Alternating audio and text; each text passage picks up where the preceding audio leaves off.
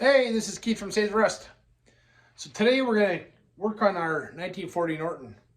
We're going to go through some of the parts that we've already pulled off that I had marked as ready for paint or they needed repair.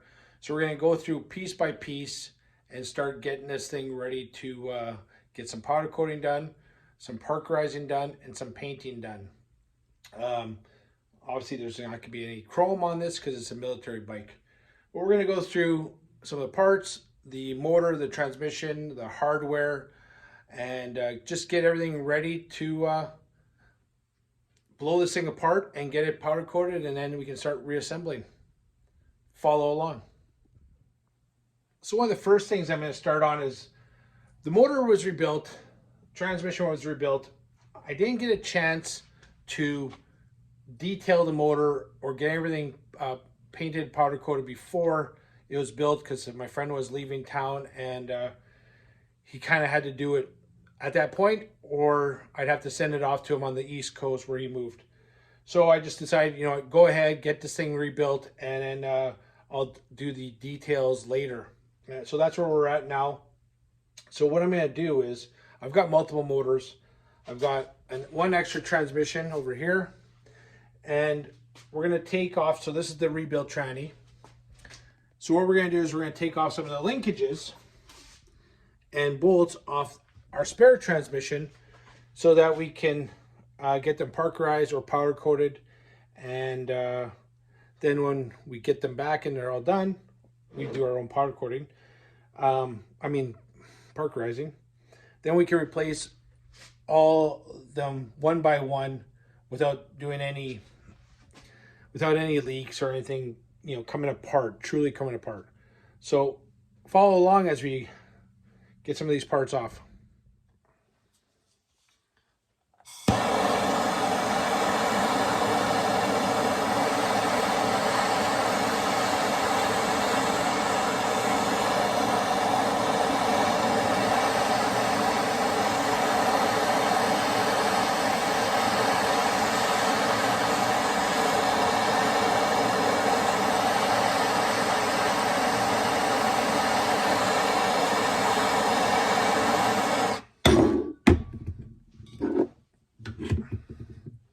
There's a lot of crud right in between. This is so we're trying to get this thing just to come off without doing any damage.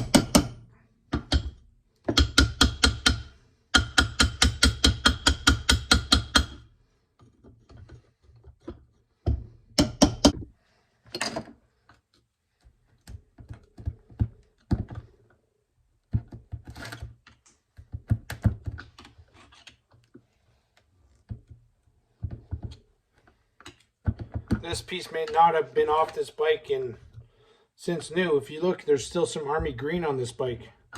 So it's always possible this is the first time it's ever come off.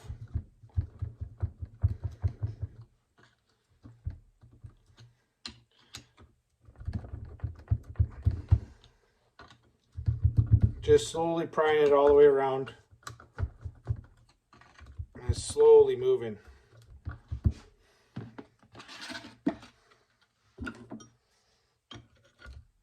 I'm not going to force it, just work it.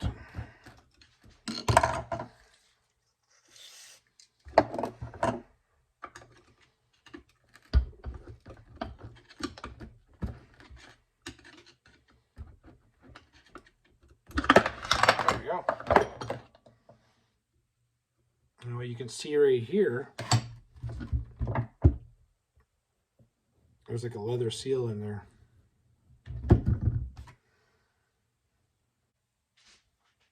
And when I looked at the other one, this rod has just a slight bend in it if you look at it correctly.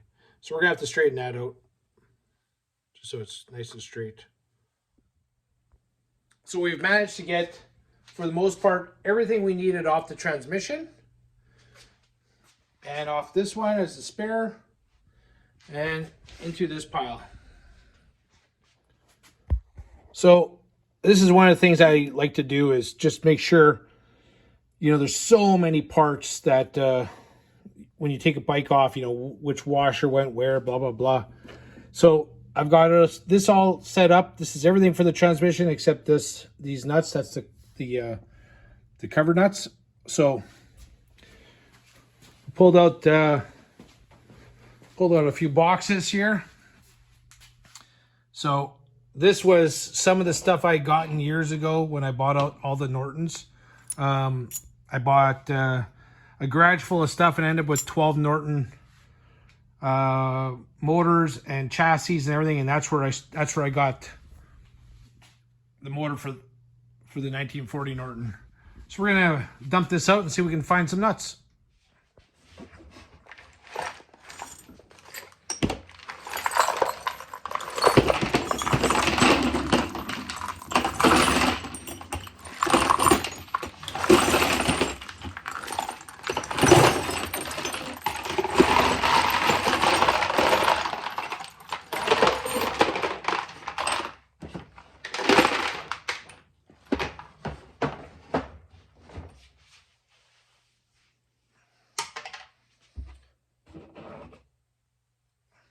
Here's what we need to look for.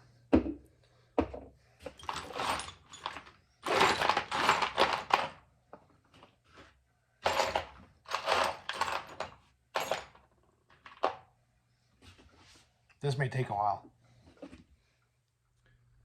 So we went through our pile of nuts and bolts, and we ended up finding enough for the transmission, and we started onto the motor. We pulled off everything off this one that we needed and off the spare, mostly off the spare.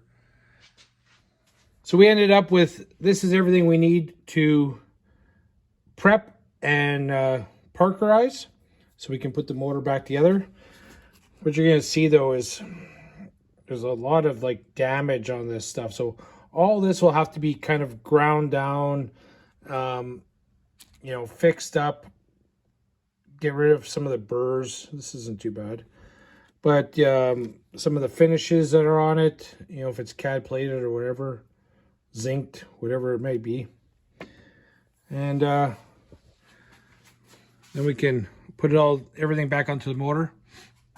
And I picked up some spray paint for the top end, so we're gonna just clean this up in the next little while here, and then we'll mask it off and paint it gloss black.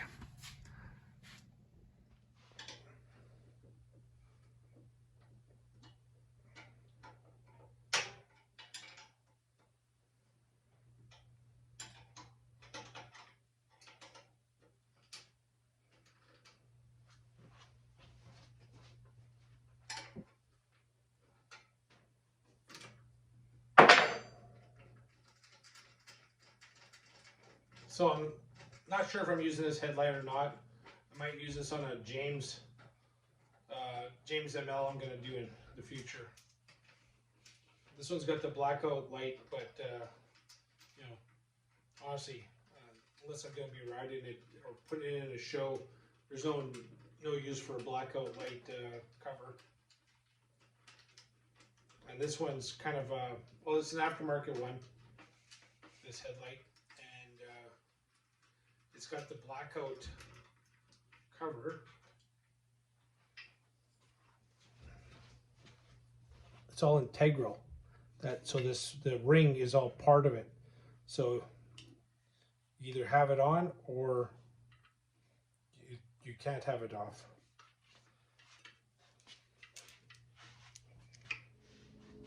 So we got quite a bit of the hardware all organized already. These are the headlight mounts. So this will all get parkerized. So after pulling the headlight mounts off, looked at them both, and well, we got one with a problem. This one is perfectly straight front to back, and the other one is bent. Nothing crazy. I mean, I could put this in a press and just press it straight, but we've got that spare chassis and the headlights on it. So let's pull those ones off, take a look at them, and maybe those ones are even better.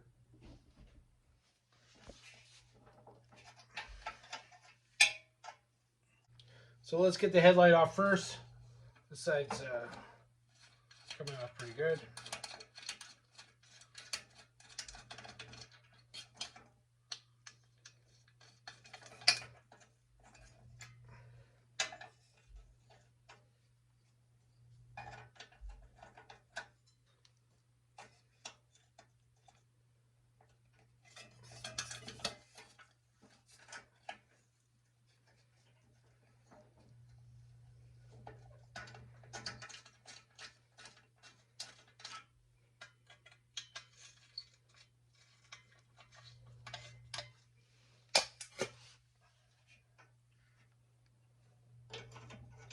So we can get these pretty rusty, but they're moving.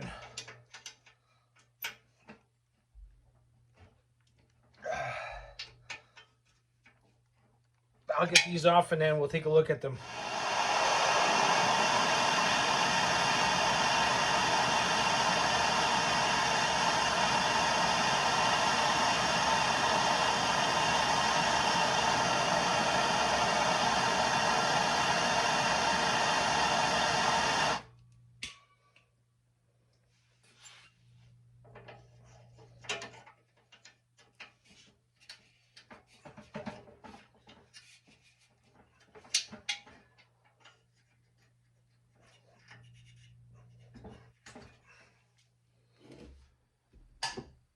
So we got the two mounts off, and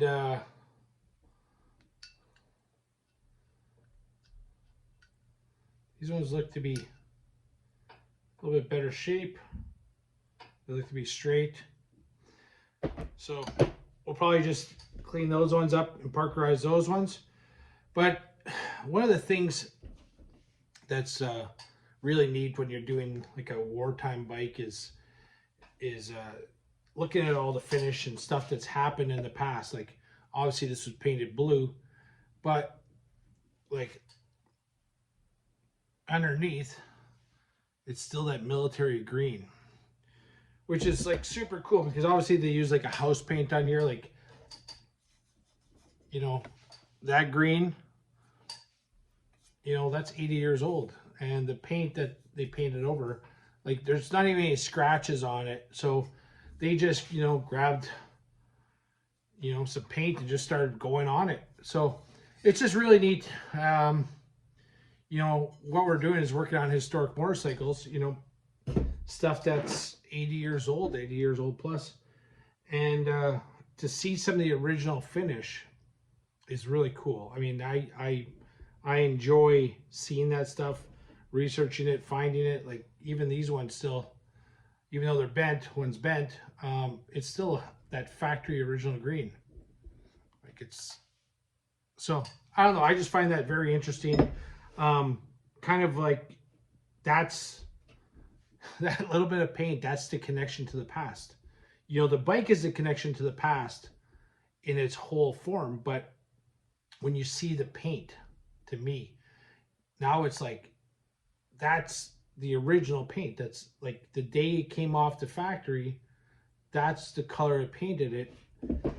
Doesn't matter what's happened in the last 80 years after. I just find it very, I don't know, it's neat to me. So we're gonna start taking apart the handlebars. The handlebars have a slight bend in them. When I have them off, then I'll have to kind of tweak them. But there's a whole bunch of bolts here. I think there's 8 that hold these risers on. It's a clamp system. Clamps to the top of the girder and then clamps to the handlebars. I believe these are 1-inch handlebars also. Most British are like 7/8, but I'd have to check that just to confirm that.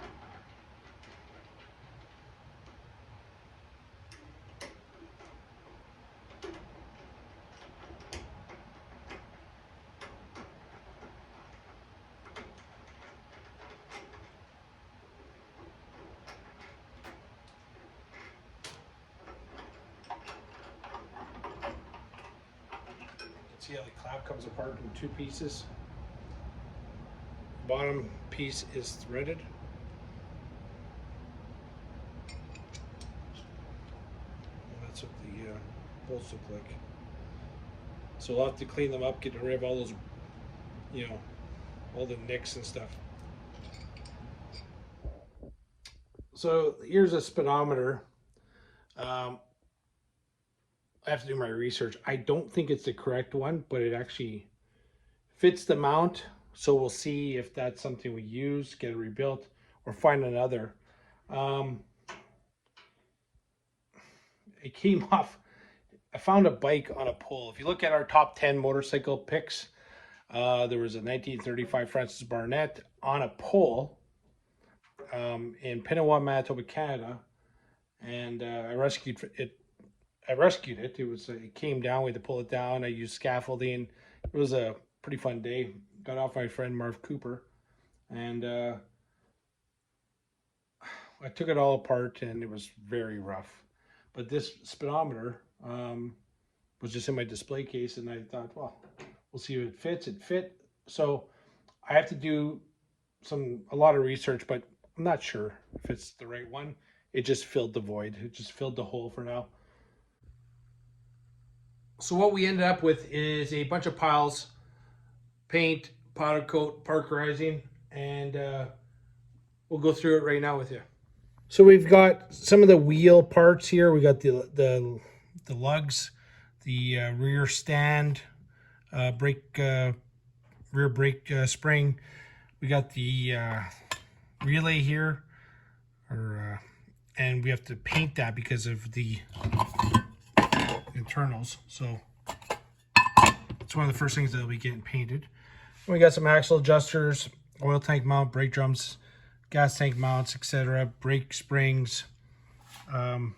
This is all the headlight stuff. So headlight bolts, the pieces, that springs that hold the nacelle, not the nacelle, yeah, the nacelle on, the mounts, the clamps for the headlight, and then we got the handlebar clamps and the bolts. Here's the speedo mount, again military green, and here's that very rough speedo. Norton cover and stuff, and this stuff's all ready for paint. We do have to fix the handlebars. They are bent. It's hard to tell in video, but I have it marked here. That's where it's bent. This is a cover for the transmission. We got to straighten it out. It's pretty beat up.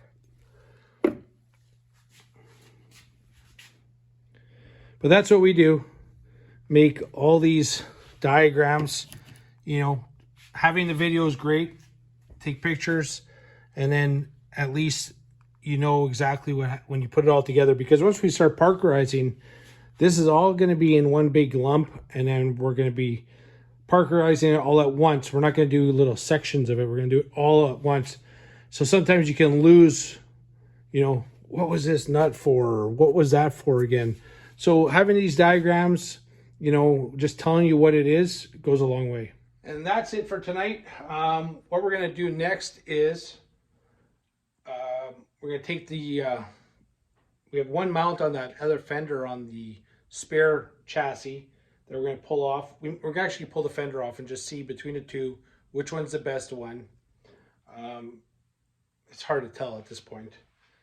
And then we're going to take the tank off. We have to fix the bolts on both sides for the knee pads. And we'll just continue going through the bike, pulling the parts off that are ready for paint, ready for parkerize, or that need repair.